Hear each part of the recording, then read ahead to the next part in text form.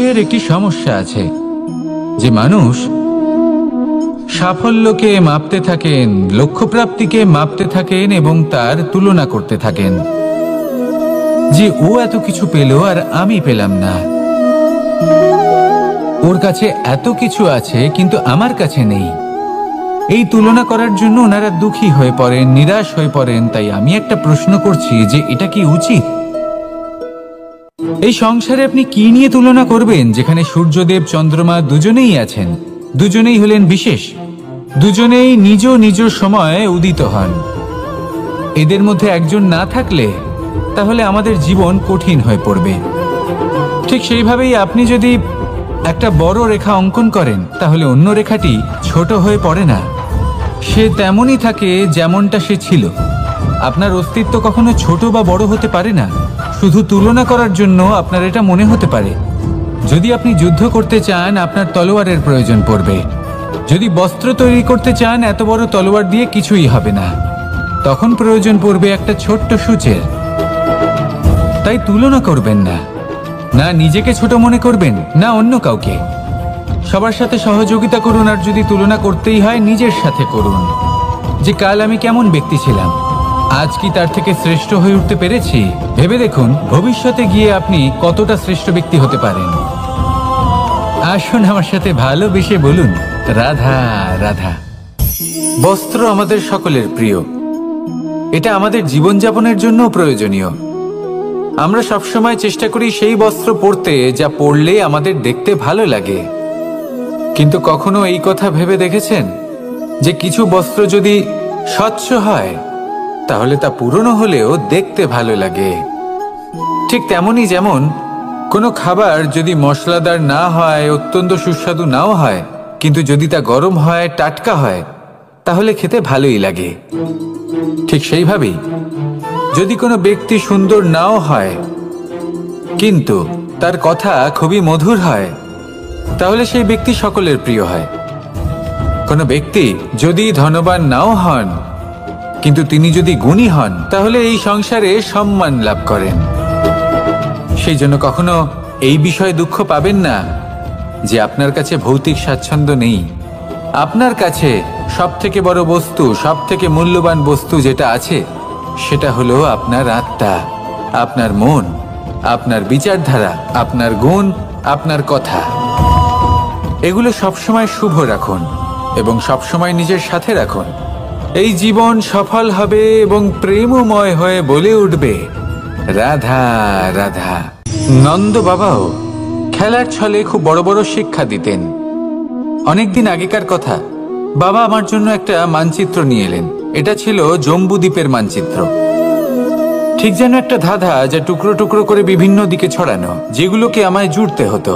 ব্যাস শুধু এটুকুই ছিল আমার কাজ। আমি বারবার প্রচেষ্টা করলাম কিন্তু বারবার অসফলই রয়ে গেলাম। বাবা এটা দেখলেন এবং হাসলেন। বাবা বললেন, একটা কাজ করো, এই প্রত্যেকটি অংশকে উল্টে রাখো। আমিও উল্টে রাখলাম।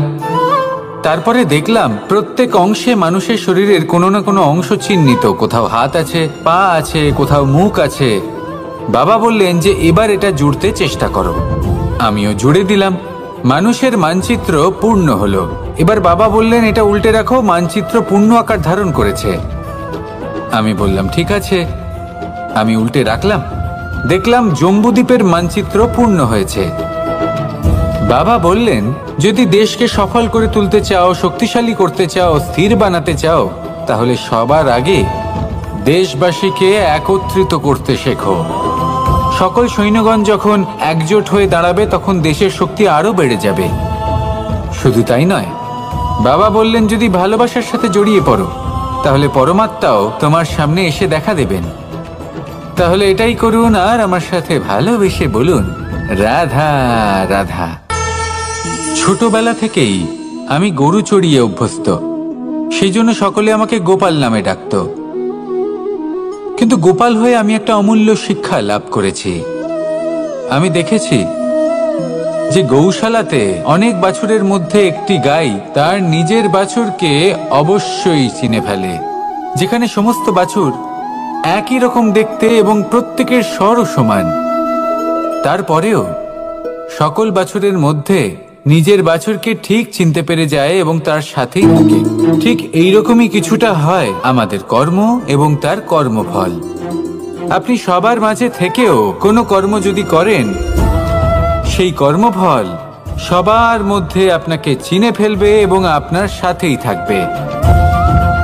তাই যখনই কর্ম করবেন ভেবে চিন্তে করবেন। কোনো কর্ম করার আগে একবার ভেবে দেখুন, তাহলে জীবনে বারংবার অনুতপ্ত হতে হবে না। কারণ বিষয়টা কিছুটা এরকম যে এই সংসারে আপনি কাল, কর্মফল এবং সময়, এই তিনের হাত থেকে কখনো লুকোতে পারবেন না, কখনো পালাতেও পারবেন না। আসুন আমার সাথে ভালোবেসে বলুন, রাধা রাধা। জন্ম এবং মৃত্যু, একটি হলো জীবনের সূত্রপাত, আরেকটি জীবনের সমাপ্তি। এটা হলো একটি চক্র এবং প্রত্যেক চক্রের মতোই এটাও যেখান থেকে শুরু হয় সেখানে এসেই সমাপ্ত হয়। অর্থাৎ প্রত্যেক ব্যক্তি যারা জন্ম নিয়েছেন তার জন্মের সাথে এটা সুনিশ্চিত হয়ে যায় যে তার মৃত্যু হলো অবশ্যম্ভাবী। এই সংসারে এমন কিছুই নেই যা চিরকালের মতো থেকে যায়। এবার এটা আমরা সবাই জানি। আমাদের কাছে যে জীবনটা আছে, যেটা আমরা যাপন করতে পারি, সেই সময়কালে আমরা কি করতে পারি সেটা গুরুত্বপূর্ণ। এমন কিছু করুন যার ফলে মৃত্যুর পরেও আপনি অমর হয়ে থাকবেন। আমাদের কথা, আমাদের কর্ম এই সংসারে প্রেরণা প্রদান করতে পারে। আর যদি আমরা প্রেরণা নাও জোগাতে পারি, তাও এই সন্তোষ বোধ যেন থাকে যে আমরা আমাদের জীবন ব্যর্থ হতে দিইনি। এই জীবন যাপন করার ইচ্ছেতেই আমরা সময় ব্যর্থ করে দিই। আর এই জীবনকে যাপন করার সর্বশ্রেষ্ঠ উপায় হলো এটাই যে কখন আমাদের মৃত্যু হবে, কিভাবে আমাদের মৃত্যু হবে, এই চিন্তা ত্যাগ করে যেন আমরা বর্তমানে বেঁচে থাকি, আজকে বেঁচে থাকি, আজকে দাঁড়িয়ে কর্ম করি এবং আজ যে সংকট সামনে তার সম্মুখীন হই। ভবিষ্যতের পথ নিজে থেকেই উন্মুক্ত হবে। আপনার জীবনে অনেক বড় বড় বিপদরূপী পাথর আসবে। সেই পাথরগুলিকে এতটাই দুর্বল করে দিন যাতে সেই পথ আপনি অগ্রসর হওয়ার পরে আপনার পেছন পেছন যে সেই পথ দিয়ে আসবেন তিনিও যেন সহজেই পাথর চূর্ণ করে সামনে অগ্রসর হতে পারেন। মনে রাখবেন, আপনার প্রচেষ্টারও একটা মাহাত্ম্য আছে। যদি আপনি কোনো কেল্লার শিখরে পতাকা উত্তোলন নাও করতে পারেন, তাহলেও আপনার প্রচেষ্টার যে মাহাত্ম্য তা কখনো কমে যাবে না। সেই জন্য প্রচেষ্টা করতে থাকুন আর আমার সাথে ভালোবেসে বলুন, রাধা রাধা। মানুষ সবসময় চায় যে তার জীবনে যেন কখনো কোনো সমস্যাই না আসে। সে চায় তার জীবন যেন শুধুমাত্র শান্তি এবং সুখের দ্বারা পূর্ণ থাকে। কিন্তু এই চাহিদা অনুচিত কিছু নয়। আমরা সবাই এটাই চাই যে জীবনে সুখ থাক, শান্তি থাক। কিন্তু এই কথা সবসময় মনে রাখবেন, যে সূর্য উদিত হন সংসারকে প্রকাশমান করেন, দুপুরবেলায় সংসারকে রৌদ্র প্রদান করেন, সন্ধেবেলায় তাকেও অস্ত যেতে হয়। এবার আমাদের জীবন চক্র কিছুটা এরকমই। কোনো কিছুই চিরকাল একরকম থাকে না। কখনো এই নদীকে দেখুন যা বয়ে চলেছে। এই নদী যা বয়ে চলেছে তার পথেও অনেক বিপদ আসে। বড় বড় পাথরের সম্মুখীন হয়ে তাকেও সামনে এগিয়ে যেতে হয়। একটি পুকুর যা চারদিক থেকে ঘেরা, তার জীবনে কিন্তু কোনো সমস্যা নেই। কিন্তু এই সংসারে পুকুরের পুজো করা হয় না, পুজো করা হয় নদীকে। মনে রাখবেন, সমস্যার ঊর্ধ্বে তিনি উঠতে পারেন যিনি সমাধি লাভ করেছেন, যিনি এই সংসারেই নেই। যিনি এই সংসারে আছেন এবং জীবিত আছেন, তার জীবনের সমস্যা হলো শ্বাসবায়ুর মতোই গুরুত্বপূর্ণ। আসুন আমার সাথে ভালোবেসে বলুন, রাধা রাধা। বন হলো আমাদের সবারই প্রিয়। সেখানকার সৌন্দর্য, শান্তি, সেখানকার পরিবেশ আমাদের সকলের ভালো লাগে এবং সেখান থেকে আমরা কাঠ পাই, যা সংসারে আমাদের জীবনে আমাদের খুব সহায়ক হয়ে ওঠে। এর দ্বারা আমরা অনেক কিছুই প্রাপ্ত করতে পারি। অনেক বাদ্যযন্ত্র আমরা লাভ করতে পারি। এর অনেকভাবে প্রয়োগ সম্ভব। কিছু কাঠ অত্যন্ত সুগন্ধি হয় যা আমরা ঈশ্বরকে নিবেদন করি, যেমন চন্দন। এবার ভাবুন, একজন অসাবধানী ব্যক্তি, তার হাত থেকে ছোট্ট একটা আগুনের ফুলকি যদি সেখানে পড়ে, তাহলে তা সমগ্র বনকে ভস্ম করে দিতে পারে।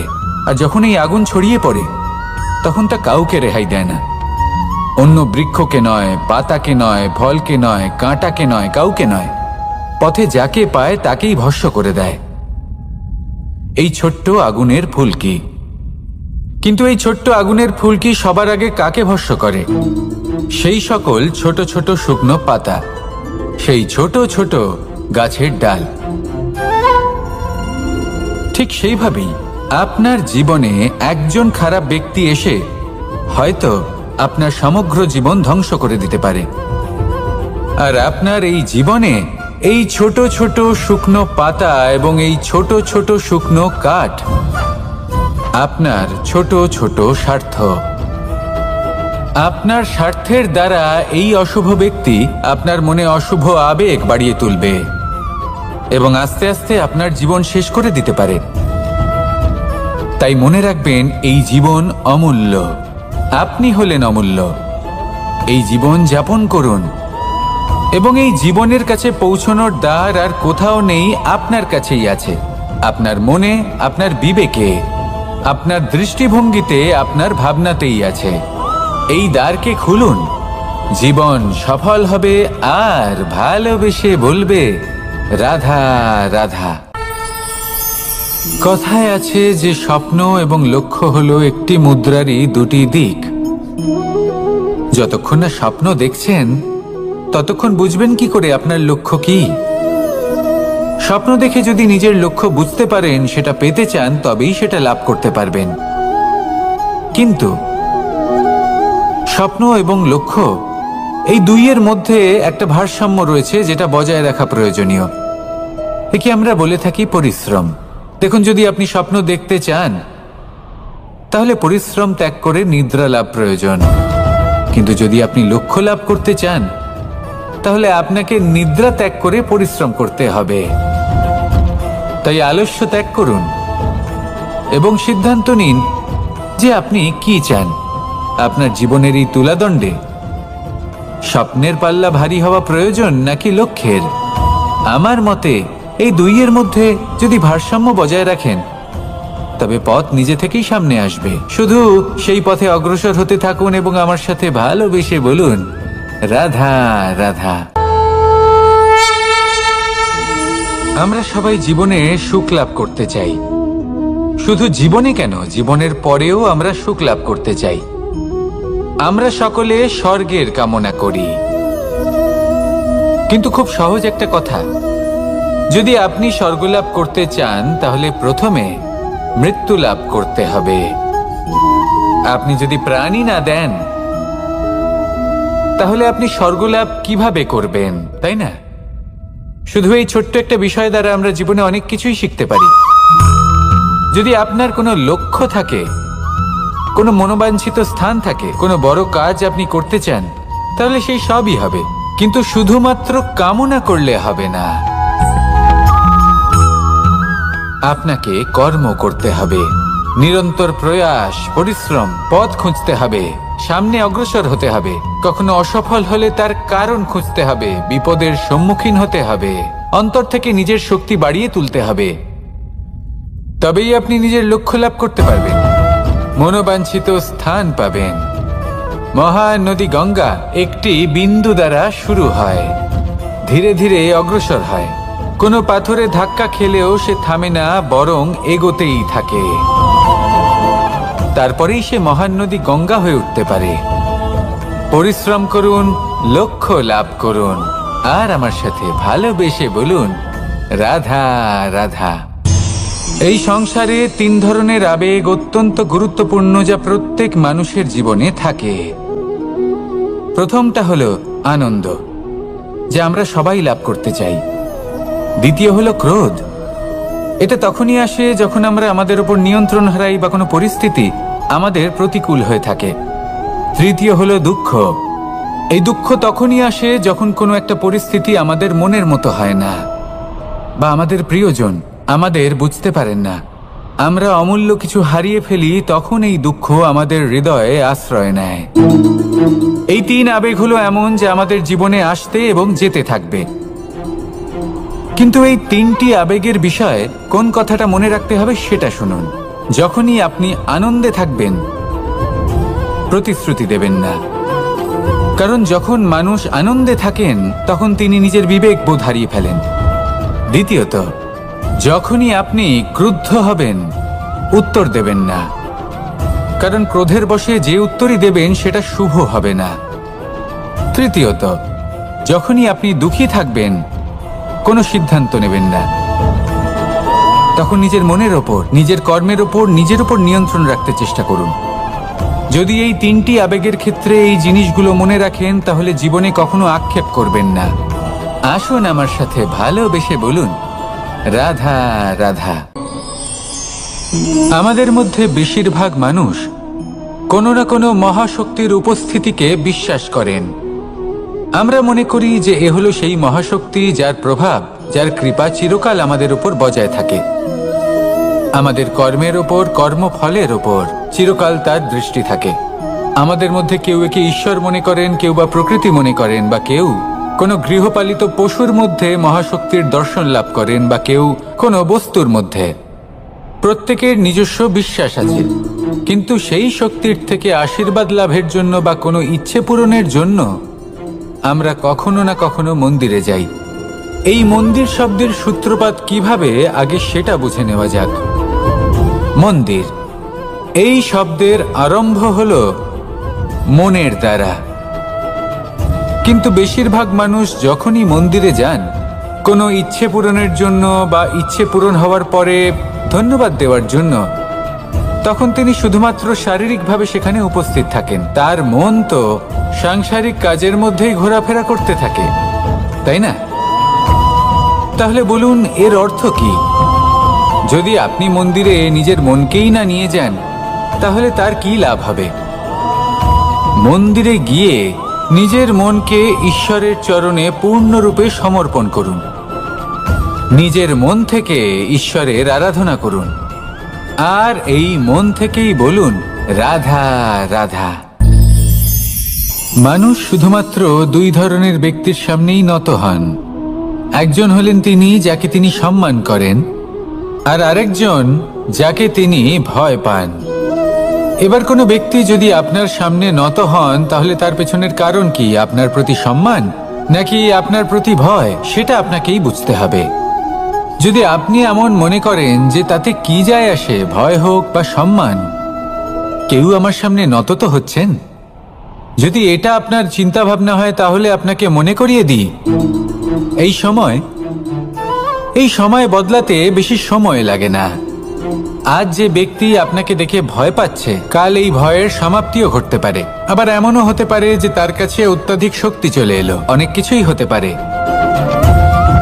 তাই মনে রাখবেন, যে মাথা ভয়ের কারণে নত হয় তা সময় এলে সবার আগে বিরোধিতা করতে পারে, আর যে মাথা সম্মানের কারণে নত হয় আপনার জন্য নিজের শিরচ্ছেদও সে করতে পারে। তাই সকলকে আপন করে নিন, কিন্তু ভয় প্রয়োগ করে নয়। কর্ম করুন এবং সম্মান অর্জন করুন। শুধু এটাই করুন, আর আমার সাথে ভালোবেসে বলুন, রাধা রাধা। সূচের শেষে একটি ছিদ্র থাকে, যার দ্বারা আমরা এই সুতো পরাতে পারি, আর তারপর সূচের সাহায্যে এই সুতো দিয়ে বস্ত্র সেলাই করা যায়। কিন্তু যদি সুতোটা সোজা করে ধরা না হয়, তাহলে সূচে কখনো এই সুতো পরানোই সম্ভব নয়। যদি এতে কোনো গিঁট পড়ে, তখন তা কখনোই এই ছিদ্র দ্বারা প্রবেশ করা সম্ভব নয়। ঠিক এইভাবেই যদি আপনি কারোর জীবনে প্রবেশ করতে চান, কারোর অন্তরে প্রবেশ করতে চান, তাহলে আপনাকেও সহজ থাকতে হবে। এতে কোনো গিঁট থাকলে চলবে না, অর্থাৎ মনে যাতে কোনো মালিন্য না থাকে, যেন কোনো কুচিন্তা না থাকে। যদি এসব থাকে, তাহলে আপনি কখনো কারোর জীবনে প্রবেশ করতে পারবেন না। আর যদি কোনোভাবে আপনি প্রবেশ করেও যান, তাহলে তার মনে ঘর করতে পারবেন না। নিজেকে এই সুতোর মতন করে তুলুন, সহজ। মনে যেন কোনো কুচিন্তা না থাকে, সবার প্রতি যেন সদ্ভাবনা থাকে, শুভ চিন্তা থাকে। এমনটা করতে থাকুন। এমন একটা দিন আসবে যেদিন এই সমস্ত সংসারের ব্যক্তির মনে আপনি বাস করবেন, আর তখন এই মন প্রসন্ন হয়ে বলবে, রাধা রাধা। সূর্য হলেন আমার অত্যন্ত প্রিয়। প্রতিদিন আমাকে নতুন শিক্ষা দিতে থাকেন। একবার সূর্যকে দেখুন, 4 প্রহর পর্যন্ত উনি অন্ধকার সহ্য করেন, তারপর আস্তে আস্তে উদিত হন। প্রথমে লাল, তারপর গেরুয়া, তারপর শ্বেত বর্ণ ধারণ করেন। আস্তে আস্তে আকাশে উদিত হন আর তারপর সমস্ত সংসারে প্রকাশমান হয়ে উঠবেন। এ হলো সূর্যের তপস্যা, তার ধৈর্য, তার প্রতীক্ষা, তার পরিশ্রম, যার ফলে উনি সংসারে সর্বোচ্চ স্থান অধিকার করেছেন। যদি আপনিও এই সংসারে সূর্যের মতোই মহান হয়ে উঠতে চান, সূর্যের মতো এই সংসারে সর্বোচ্চ স্থান অধিকার করতে চান, তাহলে আপনাকে সূর্যের মতোই তপস্যা করতে হবে, প্রতীক্ষা করতে হবে, ধৈর্য ধরতে হবে, পরিশ্রম করতে হবে। তবেই এই সংসারে আপনি সম্মান লাভ করবেন, যশ লাভ করবেন। আসুন আমার সাথে ভালোবেসে বলুন, রাধা রাধা। মানুষ বলে থাকেন যে জীবনে সময়ের পূর্বে এবং ভাগ্যের থেকে বেশি কিছুই পাওয়া যায় না। এটা যার যার নিজের বক্তব্য। আমি বলবো এই সময় আসলে কি? এই সময় হলো যাতে যুগ যুগান্তর নিহিত আছে, যার মধ্যে দিন আছে, মাস আছে, বছর আছে, ঠিক কিনা? বাস্তবে আপনার কাছে সময় কতটা আছে যা আপনি সদ্ব্যবহার করতে পারেন? তখন থেকে আছে যখন থেকে আপনি নিজেকে বুঝতে শুরু করেন। ততক্ষণ আছে যতক্ষণ না আপনি এই সংসার ছেড়ে চলে যাচ্ছেন। শুধু এটুকু সময় আছে আপনার কাছে। আর যদি ভাগ্যের কথা বলা হয়, তাহলে ভাগ্য হলো সেই পরিস্থিতি যখন মানুষ নিজেকে সময়ের হাতে সমর্পণ করে দেন, তাকে ভাগ্য বলে। অর্থাৎ আপনি জীবনে পরিশ্রম করেছেন, বিপদের সম্মুখীন হয়েছেন, সামনে এগিয়ে গেছেন, কোথাও পৌঁছে গেছেন, এবং তখন আপনার মনে হলো যে ব্যাস এখানেই থেমে যাওয়া উচিত। তাহলে সেটাই হবে আপনার ভাগ্য। যদি ভাগ্যের কথা বলা হয়, তাহলে বলবো সত্যবানের ভাগ্যে মৃত্যু লেখা ছিল, কিন্তু সাবিত্রীর কর্ম তাকে পুনর্জীবিত করে তুলেছিল। অর্থাৎ এই ভাগ্য বদল করা সম্ভব কর্ম এবং পরিশ্রমের দ্বারা। ভেবে দেখুন, রাবণ মাতা সীতাকে হরণ করেছিল। যদি শ্রীরাম সেটাকে ভাগ্য বলে মেনে নিতেন, তাহলে কখনো ভাগ্য বিধাতা হয়ে উঠতে পারতেন না। ভাগ্য হলো একটা বাঁধন যেটাকে ভেঙে ফেলা খুব প্রয়োজনীয়। নিজের লক্ষ্যের কাছে পৌঁছতে হবে। হতেই পারে এই লক্ষ্য হলো পরমাত্মার কাছে পৌঁছে যাওয়া। আপনি যদি পরমাত্মার কাছে পৌঁছতে নাও পারেন, তাও সেই পথে কিছুটা অগ্রসর হতে পারছেন, তাই না? তাহলে ভাগ্যের এই বাঁধন ভেঙে ফেলুন, নিজের কর্মের দ্বারা নিজের প্রারব্ধ গড়ে তুলুন এবং আমার সাথে ভালোবেসে বলুন, রাধা রাধা। মানুষের একটি সমস্যা আছে যে মানুষ সাফল্যকে মাপতে থাকেন, লক্ষ্যপ্রাপ্তিকে মাপতে থাকেন এবং তার তুলনা করতে থাকেন যে ও এত কিছু পেল আর আমি পেলাম না, ওর কাছে এত কিছু আছে কিন্তু আমার কাছে নেই। এই তুলনা করার জন্য ওনারা দুঃখী হয়ে পড়েন, নিরাশ হয়ে পড়েন। তাই আমি একটা প্রশ্ন করছি যে এটা কি উচিত? এই সংসারে আপনি কি নিয়ে তুলনা করবেন, যেখানে সূর্যদেব চন্দ্রমা দুজনেই আছেন, দুজনেই হলেন বিশেষ, দুজনেই নিজ নিজ সময়ে উদিত হন। এদের মধ্যে একজন না থাকলে তাহলে আমাদের জীবন কঠিন হয়ে পড়বে। ঠিক সেইভাবেই আপনি যদি একটা বড় রেখা অঙ্কন করেন, তাহলে অন্য রেখাটি ছোট হয়ে পড়ে না, সে তেমনই থাকে যেমনটা সে ছিল। আপনার অস্তিত্ব কখনো ছোট বা বড় হতে পারে না। শুধু তুলনা করার জন্য আপনার এটা মনে হতে পারে। যদি আপনি যুদ্ধ করতে চান, আপনার তলোয়ারের প্রয়োজন পড়বে। যদি বস্ত্র তৈরি করতে চান, এত বড় তলোয়ার দিয়ে কিছুই হবে না, তখন প্রয়োজন পড়বে একটা ছোট্ট সূচের। তাই তুলনা করবেন না, না নিজেকে ছোট মনে করবেন, না অন্য কাউকে। সবার সাথে সহযোগিতা করুন, আর যদি তুলনা করতেই হয় নিজের সাথে করুন, যে কাল আমি কেমন ব্যক্তি ছিলাম, আজ কি তার থেকে শ্রেষ্ঠ হয়ে উঠতে পেরেছি? ভেবে দেখুন ভবিষ্যতে গিয়ে আপনি কতটা শ্রেষ্ঠ ব্যক্তি হতে পারেন। আসুন আমার সাথে ভালোবেসে বলুন, রাধা রাধা। বস্ত্র আমাদের সকলের প্রিয়, এটা আমাদের জীবনযাপনের জন্য প্রয়োজনীয়। আমরা সবসময় চেষ্টা করি সেই বস্ত্র পরতে যা পরলে আমাদের দেখতে ভালো লাগে। কিন্তু কখনো এই কথা ভেবে দেখেছেন যে কিছু বস্ত্র যদি স্বচ্ছ হয় তাহলে তা পুরনো হলেও দেখতে ভালো লাগে। ঠিক তেমনই যেমন কোনো খাবার যদি মশলাদার না হয়, অত্যন্ত সুস্বাদু নাও হয়, কিন্তু যদি তা গরম হয়, টাটকা হয়, তাহলে খেতে ভালোই লাগে। ঠিক সেইভাবেই যদি কোনো ব্যক্তি সুন্দর নাও হয় কিন্তু তার কথা খুবই মধুর হয়, তাহলে সেই ব্যক্তি সকলের প্রিয় হয়। কোনো ব্যক্তি যদি ধনবান নাও হন কিন্তু তিনি যদি গুণী হন, তাহলে এই সংসারে সম্মান লাভ করেন। সেই জন্য কখনো এই বিষয়ে দুঃখ পাবেন না যে আপনার কাছে ভৌতিক স্বাচ্ছন্দ্য নেই। আপনার কাছে সব থেকে বড় বস্তু, সব থেকে মূল্যবান বস্তু যেটা আছে সেটা হলো আপনার আত্মা, আপনার মন, আপনার বিচারধারা, আপনার গুণ, আপনার কথা। এগুলো সবসময় শুভ রাখুন এবং সবসময় নিজের সাথে রাখুন। এই জীবন সফল হবে এবং প্রেমময় হয়ে বলে উঠবে রাধা রাধা। নন্দ বাবাও খেলার ছলে খুব বড় বড় শিক্ষা দিতেন। অনেকদিন আগেকার কথা, বাবা আমার জন্য একটা মানচিত্র নিয়ে এলেন। এটা ছিল জম্বুদ্বীপের মানচিত্র, ঠিক যেন একটা ধাঁধা যা টুকরো টুকরো করে বিভিন্ন দিকে ছড়ানো, যেগুলোকে আমায় জুড়তে হতো।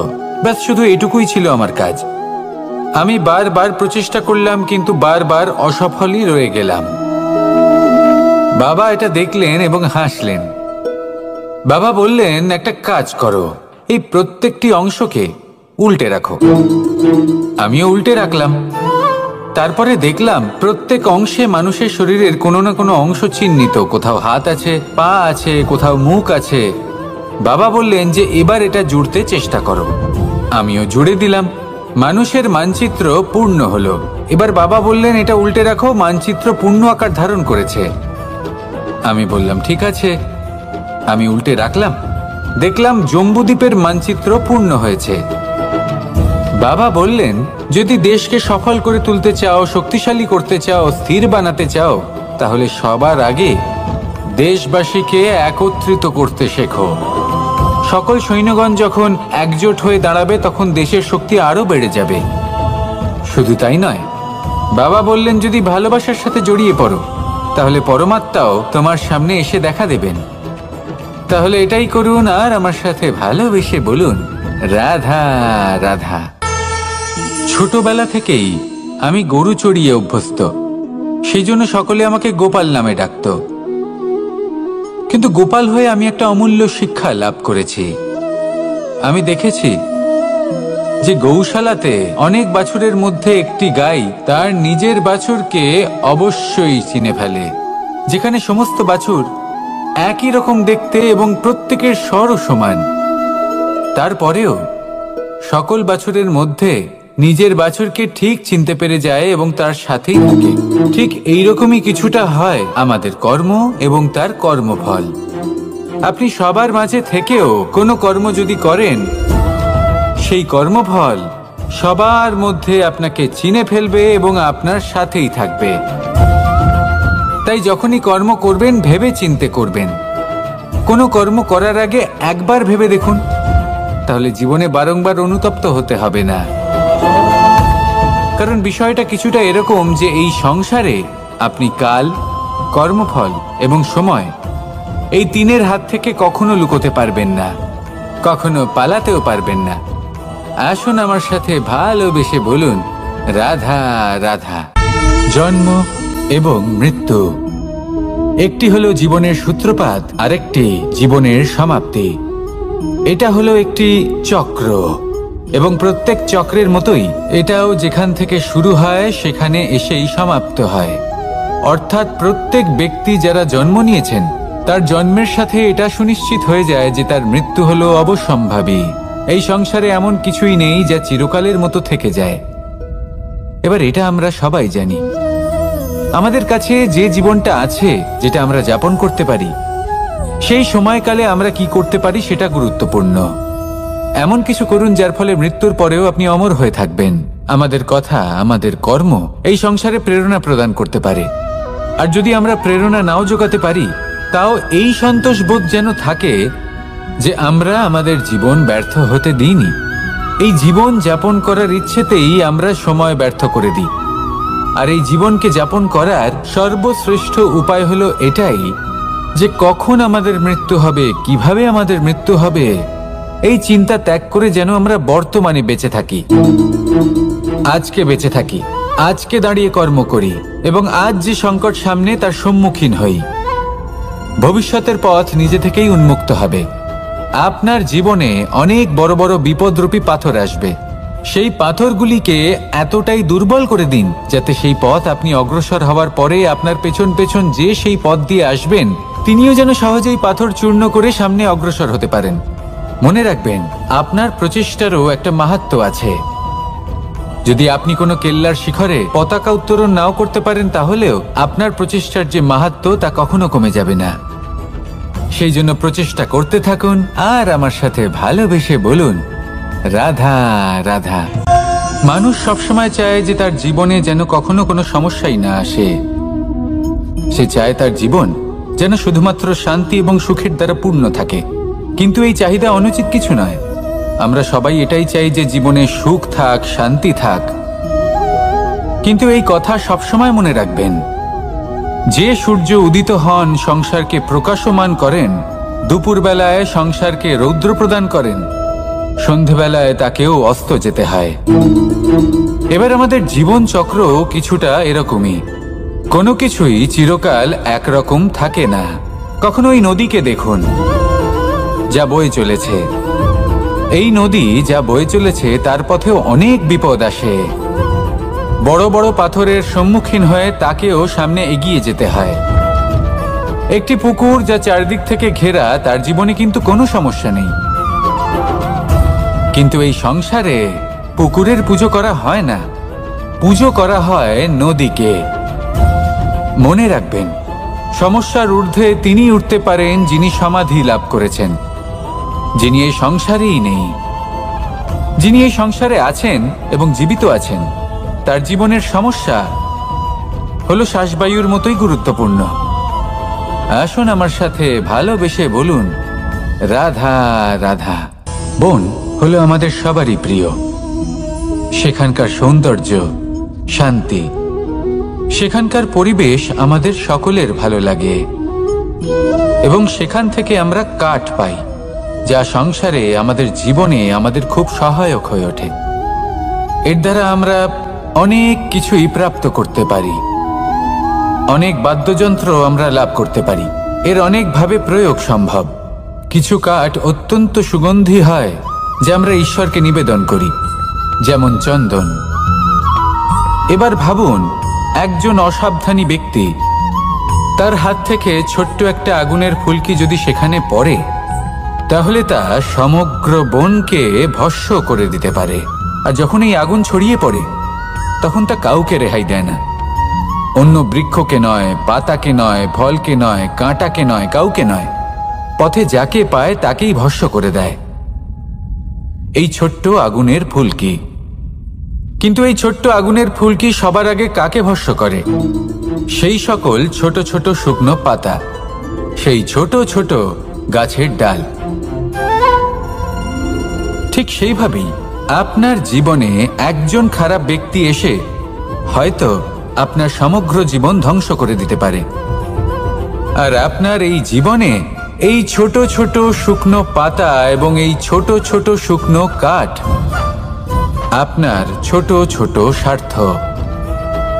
আপনার স্বার্থের দ্বারা এই অশুভ ব্যক্তি আপনার মনে অশুভ আবেগ বাড়িয়ে তুলবে এবং আস্তে আস্তে আপনার জীবন শেষ করে দিতে পারে। তাই মনে রাখবেন, এই জীবন অমূল্য। আপনি হলেন অমূল্য। এই জীবন যাপন করুন এবং এই জীবনের কাছে পৌঁছানোর দ্বার আর কোথাও নেই, আপনার কাছেই আছে। আপনার মনে, আপনার বিবেকে, আপনার দৃষ্টিভঙ্গিতে, আপনার ভাবনাতেই আছে। এই দ্বারকে খুলুন, জীবন সফল হবে আর ভালোবেসে বলবে, রাধা রাধা। কথায় আছে যে স্বপ্ন এবং লক্ষ্য হলো একটি মুদ্রারই দুটি দিক। যতক্ষণ না স্বপ্ন দেখছেন ততক্ষণ বুঝবেন কি করে আপনার লক্ষ্য কি? স্বপ্ন দেখে যদি নিজের লক্ষ্য বুঝতে পারেন, সেটা পেতে চান, তবেই সেটা লাভ করতে পারবেন। কিন্তু স্বপ্ন এবং লক্ষ্য এই দুইয়ের মধ্যে একটা ভারসাম্য রয়েছে যেটা বজায় রাখা প্রয়োজনীয়। একে আমরা বলে থাকি পরিশ্রম। দেখুন, যদি আপনি স্বপ্ন দেখতে চান তাহলে পরিশ্রম ত্যাগ করে নিদ্রা লাভ প্রয়োজন, কিন্তু যদি আপনি লক্ষ্য লাভ করতে চান তাহলে আপনাকে নিদ্রা ত্যাগ করে পরিশ্রম করতে হবে। তাই আলস্য ত্যাগ করুন এবং সিদ্ধান্ত নিন যে আপনি কি চান। আপনার জীবনের এই তুলাদণ্ডে স্বপ্নের পাল্লা ভারী হওয়া প্রয়োজন নাকি লক্ষ্যের? আমার মতে এই দুইয়ের মধ্যে যদি ভারসাম্য বজায় রাখেন তবে পথ নিজে থেকেই সামনে আসবে। শুধু সেই পথে অগ্রসর হতে থাকুন এবং আমার সাথে ভালোবেসে বলুন, রাধা রাধা। আমরা সবাই জীবনে সুখ লাভ করতে চাই। শুধু জীবনে কেন, জীবনের পরেও আমরা সুখ লাভ করতে চাই। আমরা সকলে স্বর্গের কামনা করি। কিন্তু খুব সহজ একটা কথা, যদি আপনি স্বর্গ লাভ করতে চান তাহলে প্রথমে মৃত্যু লাভ করতে হবে। আপনি যদি প্রাণই না দেন তাহলে আপনি স্বর্গ লাভ কিভাবে করবেন, তাই না? শুধু এই ছোট্ট একটা বিষয় দ্বারা আমরা জীবনে অনেক কিছুই শিখতে পারি। যদি আপনার কোনো লক্ষ্য থাকে, কোনো মনোবাঞ্ছিত স্থান থাকে, কোনো বড় কাজ আপনি করতে চান, তাহলে সেই সবই হবে।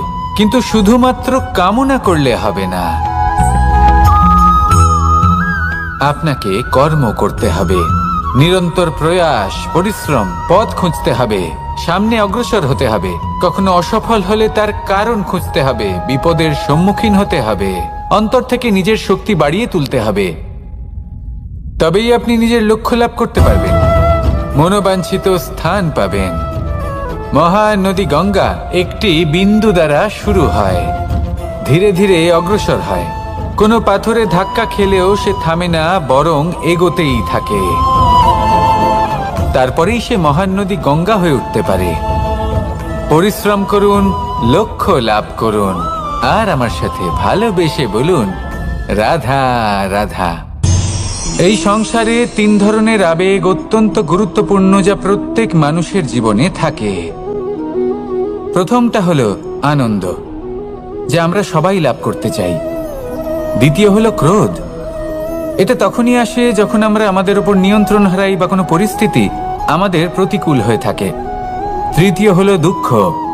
এই দুঃখ তখনই আসে যখন কোনো একটা পরিস্থিতি আমাদের মনের মতো হয় না, বা আমাদের প্রিয়জন আমাদের বুঝতে পারেন না, আমরা অমূল্য কিছু হারিয়ে ফেলি। তখন এই দুঃখ আমাদের হৃদয়ে আশ্রয় নেয়। এই তিন আবেগ হলো এমন যে আমাদের জীবনে আসতে এবং যেতে থাকবে।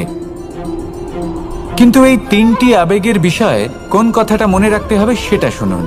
যখনই আপনি আনন্দে থাকবেন, প্রতিশ্রুতি দেবেন না, কারণ যখন মানুষ আনন্দে থাকেন তখন তিনি নিজের বিবেক বোধ হারিয়ে ফেলেন।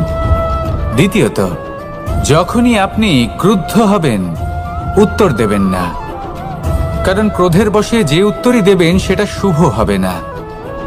তৃতীয়ত, যখনই আপনি দুঃখী থাকবেন, কোনো সিদ্ধান্ত নেবেন না, তখন নিজের মনের ওপর, নিজের কর্মের ওপর, নিজের উপর নিয়ন্ত্রণ রাখতে চেষ্টা করুন। যদি এই তিনটি আবেগের ক্ষেত্রে এই জিনিসগুলো মনে রাখেন তাহলে জীবনে কখনো আক্ষেপ করবেন না। আসুন আমার সাথে ভালোবেসে বলুন, রাধা রাধা। আমাদের মধ্যে বেশিরভাগ মানুষ কোনো না কোনো মহাশক্তির উপস্থিতিকে বিশ্বাস করেন। আমরা মনে করি যে এ হলো সেই মহাশক্তি যার প্রভাব, যার কৃপা চিরকাল আমাদের উপর বজায় থাকে। আমাদের কর্মের ওপর, কর্মফলের ওপর চিরকাল তার দৃষ্টি থাকে। আমাদের মধ্যে কেউ একে ঈশ্বর মনে করেন, কেউ বা প্রকৃতি মনে করেন, বা কেউ কোনো গৃহপালিত পশুর মধ্যে মহাশক্তির দর্শন লাভ করেন, বা কেউ কোনো বস্তুর মধ্যে। প্রত্যেকের নিজস্ব বিশ্বাস আছে, কিন্তু সেই শক্তির থেকে আশীর্বাদ লাভের জন্য বা কোনো ইচ্ছে পূরণের জন্য আমরা কখনো না কখনো মন্দিরে যাই। এই মন্দির শব্দের সূত্রপাত কিভাবে, আগে সেটা বুঝে নেওয়া যাক। মন্দির এই শব্দের আরম্ভ হলো মনের দ্বারা, কিন্তু বেশিরভাগ মানুষ যখনই মন্দিরে যান কোনো ইচ্ছে পূরণের জন্য বা ইচ্ছে পূরণ হওয়ার পরে ধন্যবাদ দেওয়ার জন্য, তখন তিনি শুধুমাত্র শারীরিকভাবে সেখানে উপস্থিত থাকেন, তার মন তো সাংসারিক কাজের মধ্যেই ঘোরাফেরা করতে থাকে, তাই না? তাহলে বলুন, এর অর্থ কি? যদি আপনি মন্দিরে নিজের মনকেই না নিয়ে যান, তাহলে তার কি লাভ হবে? মন্দিরে গিয়ে নিজের মনকে ঈশ্বরের চরণে পূর্ণরূপে সমর্পণ করুন। নিজের মন থেকে ঈশ্বরের আরাধনা করুন, আর এই মন থেকেই বলুন, রাধা রাধা।